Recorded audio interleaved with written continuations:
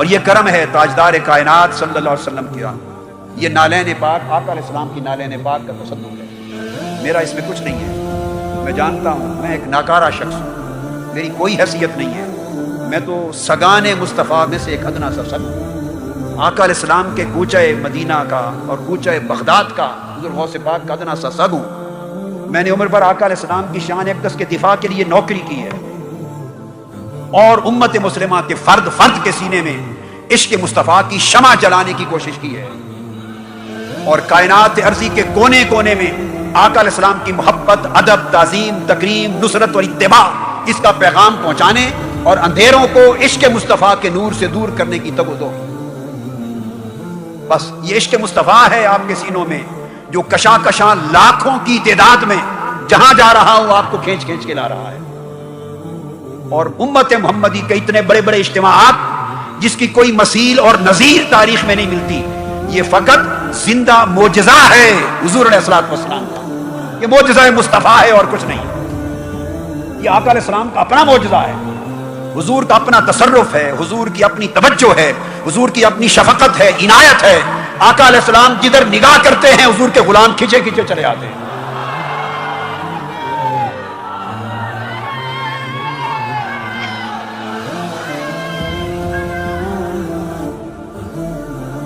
اور یہ عشق اور محبت کا اور کشش مسلسل کا اور جذب دائمی کا یہ معجزہ شاید آقا علیہ السلام سے پہلے اللہ نے کسی امت کو نصیب نہ کیا. یہ شرف ہے صرف امت مصطفیٰ کو نصیب ہوا.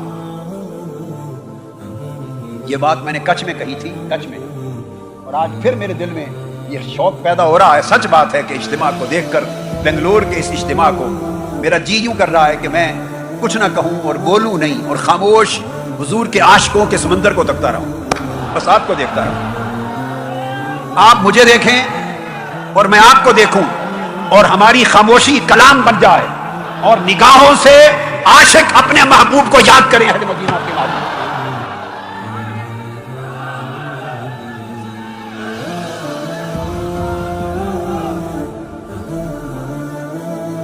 حاضرین مکرم,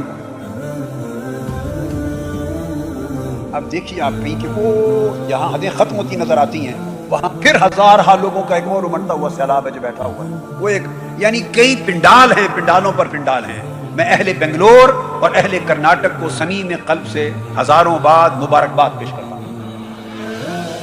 اور اس میں مشائخ نظام کا, خانقاہوں کا, اولیاء کی درگاہوں کا, روحانی طرق اور سلاسل کا, اور اہل سنت کے علماء اور ائمہ کا بہت بڑا دخل اور کنٹریبیوشن ہے.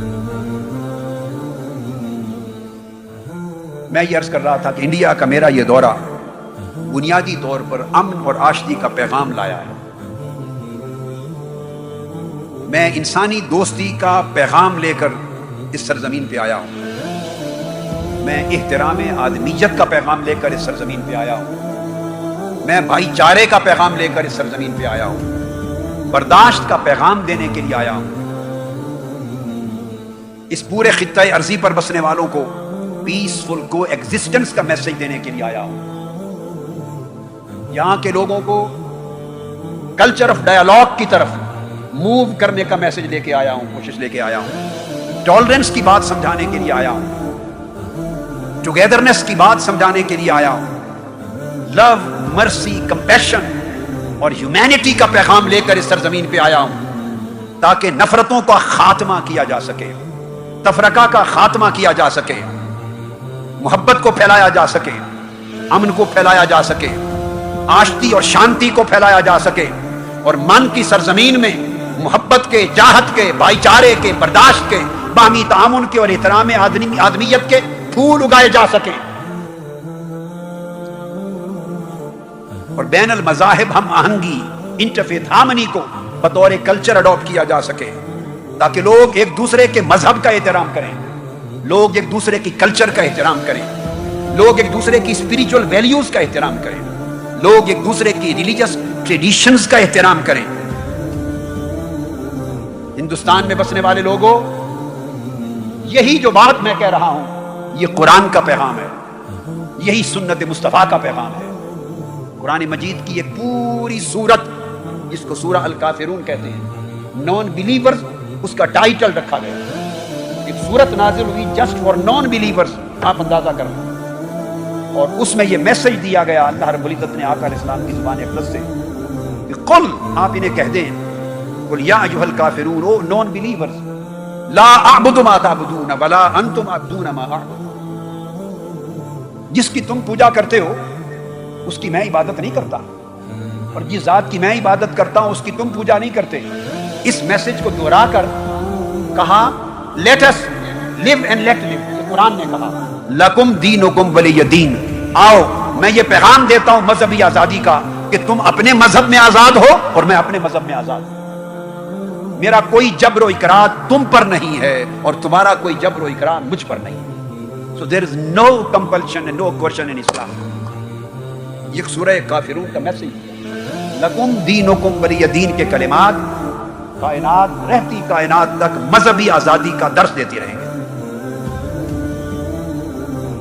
ہمیں آج کے دور میں اسی پیغام کو اپنا کر خود بھی زندہ رہنا ہے اور ہر مذہب اور ہر تہذیب و ثقافت کے ماننے والے اور عمل کرنے والے کو زندہ رہنے کا برابر حق دینا ہے۔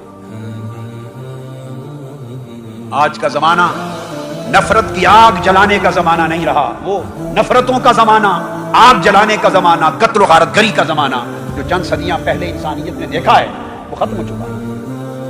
اب محبت کا زمانہ آ گیا، برداشت کا زمانہ ہے،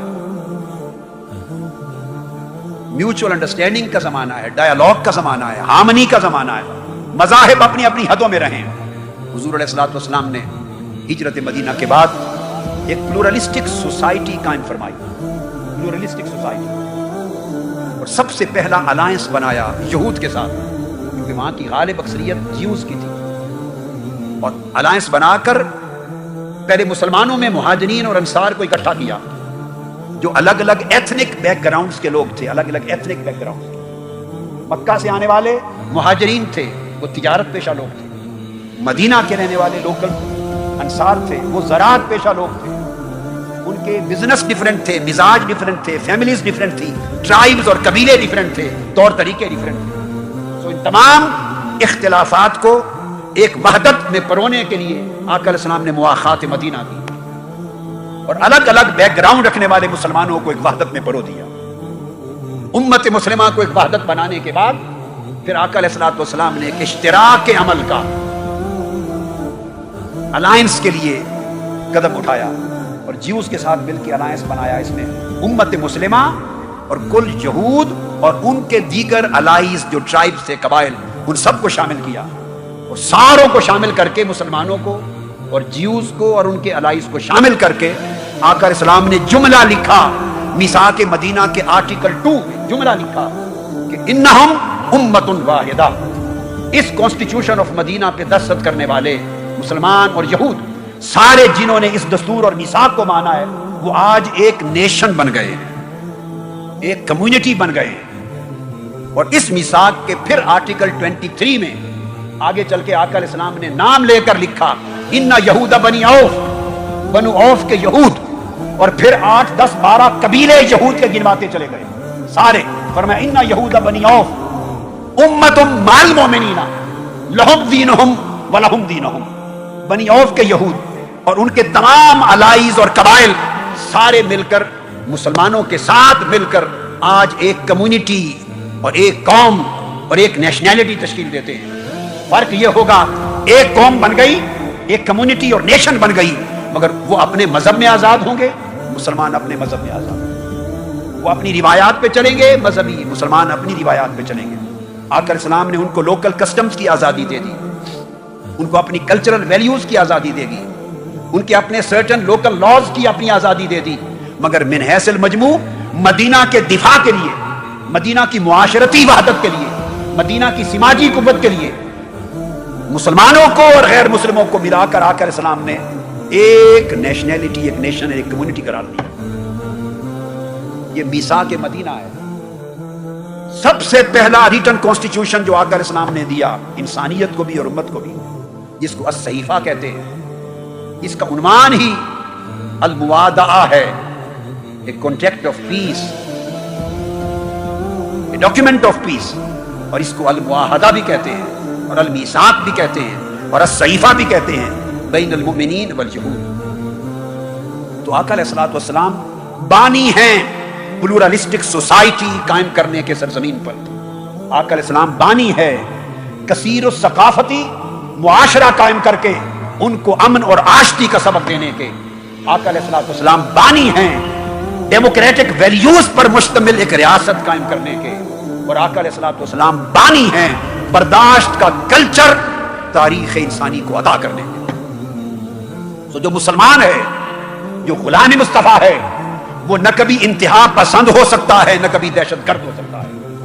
انتہا پسندی اور دہشت گردی کا دور کبھی واسطہ نہ قرآن سے ہے، نہ سنت مصطفیٰ سے ہے، نہ تاجدار کائنات کے ساتھ ہے. دہشت گردی ایک جرم ہے جو دنیا کے ہر مذہب میں پایا جاتا ہے.